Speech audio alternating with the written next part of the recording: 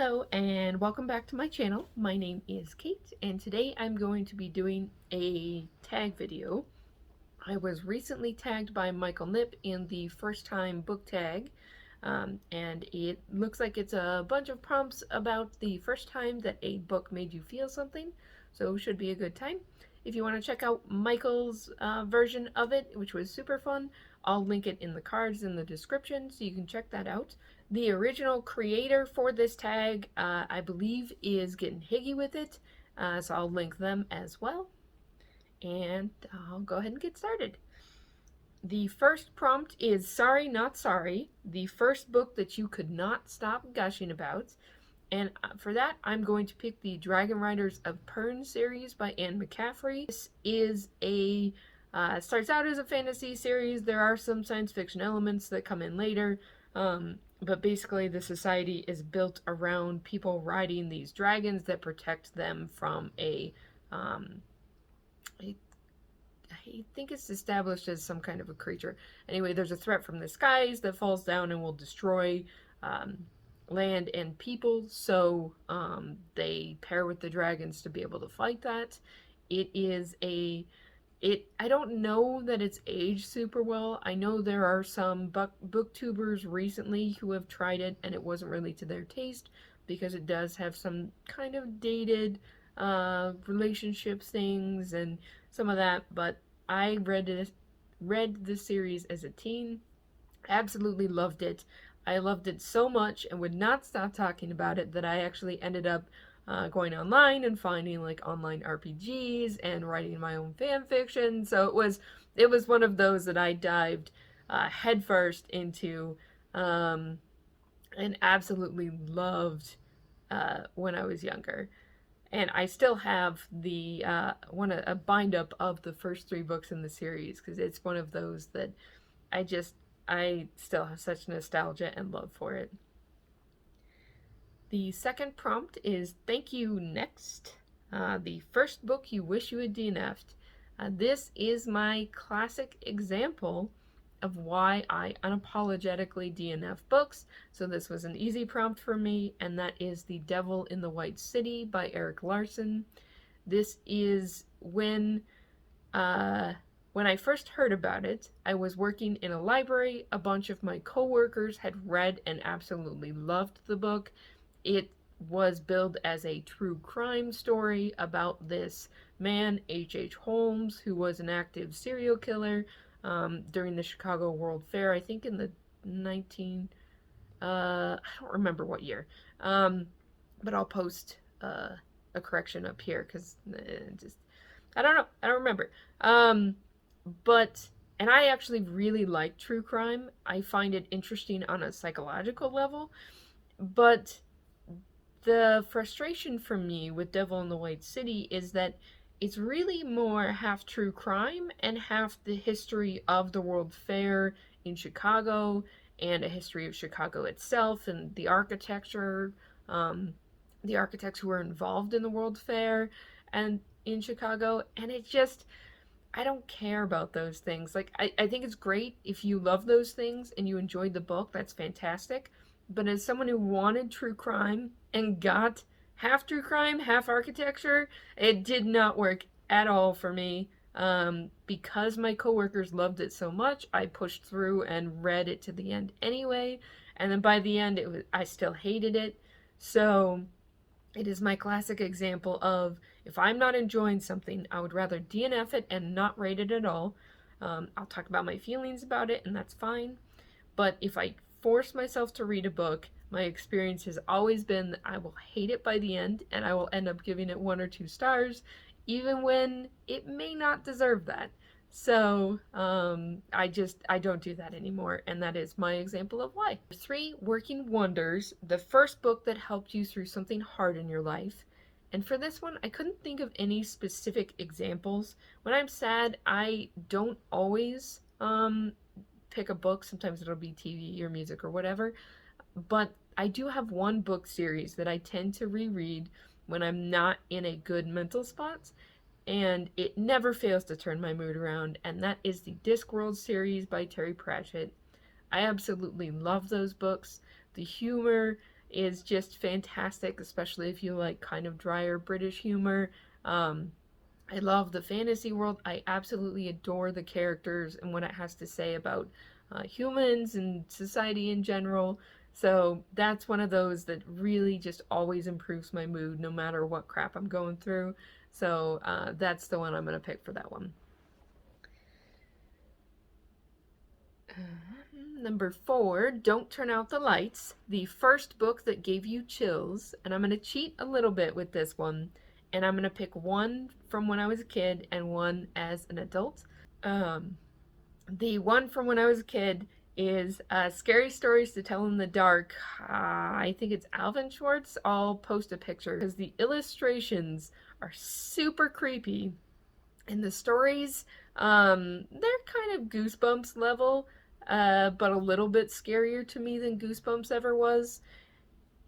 I was a scaredy cat kid, so it didn't take a lot to freak me out. So I feel like other people who are horror aficionados and have been since they were kids might not have been as freaked out as I was, but it terrified the crap out of me. I remember picking it up, reading one story, and being like, nope, nope, not doing it.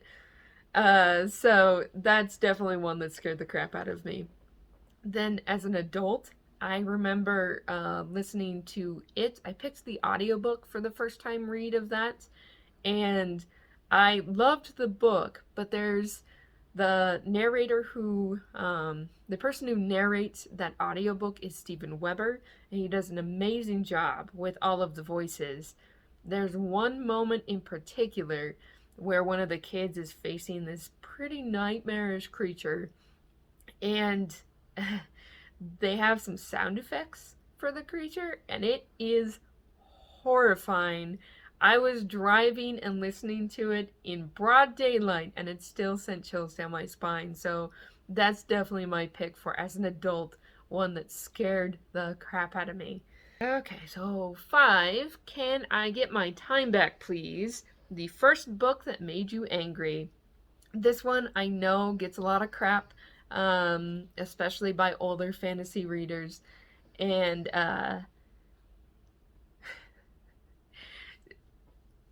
I'm gonna say, as a caveat, if this was your introduction to fantasy, I don't judge you and I understand. And hopefully you won't judge my opinion as someone who came to it after I had read a fair amount of fantasy, and specifically after I had read both The Hobbit and after I had read Dragon Riders of Pern, which will be related here in a second. And that's Aragon by Christopher Paolini, which you may have already guessed.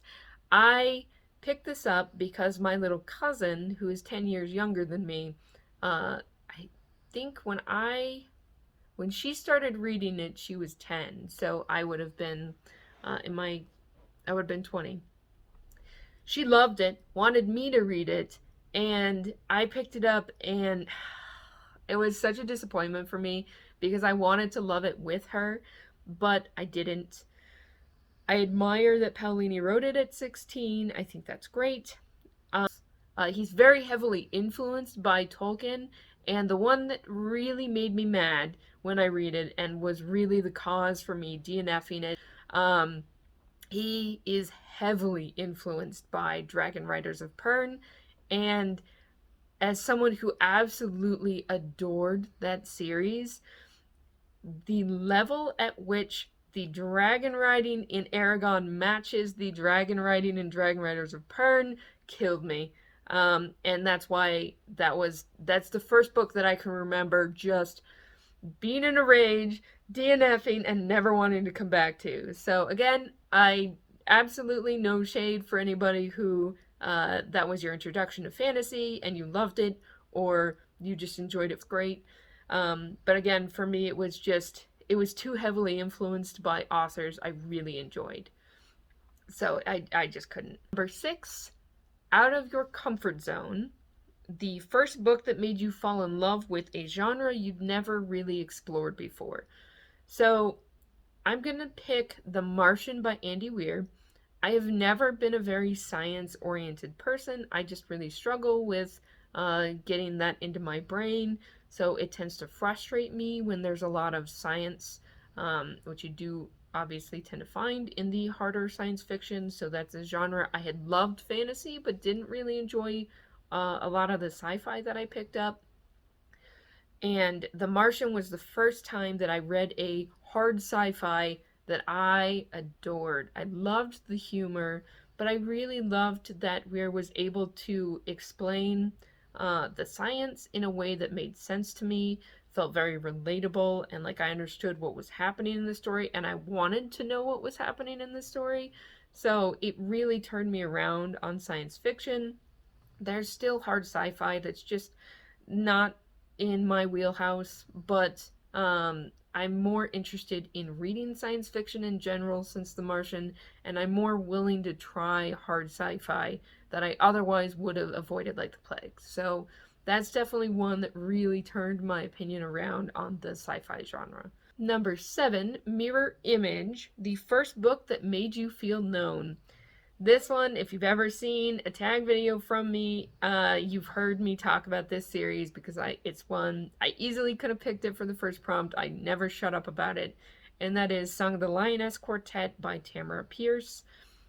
Since I've talked about this so much, I'll try and keep this short and sweet, but basically, Alana was the first female lead character in a series that I had read as a teen where I really felt connected to her, and I felt like I had qualities that Alana had, and I wanted to be her. I loved seeing her make her own adventures and make her own way in a society that was kind of not conducive to women being able to be knights.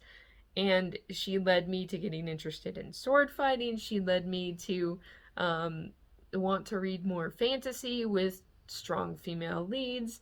She's very influential for me as a teen reader, and finally seeing a character I wanted to be. Finally, number 8, Hop on the Way Back Machine. The first book you reviewed on BookTube. And this is easy because I've only ever reviewed one book on BookTube because I haven't been on BookTube that long. And that is The Dark That Dwells by Matt Digman and Ryan Roddy. It is a self-published science fantasy. First book in the series. If you're curious about it, I'll link my review. It's, again, the only review I've ever done, so I had a great time with it, but definitely still learning how to do those. So it was fun to talk about. That is it for this tag video. If you enjoyed doing this, please feel free to make your own. It was really fun for me to watch, and I'd like to find more of these and see what people's first books were. I'll go ahead and tag Leslie from The Nerdy Narrative and Ariel from A Cup of Books. If you guys haven't done this before, I'd be curious to see what your firsts were. If you don't feel like it, that's fine too, but I'll see you guys on the next one.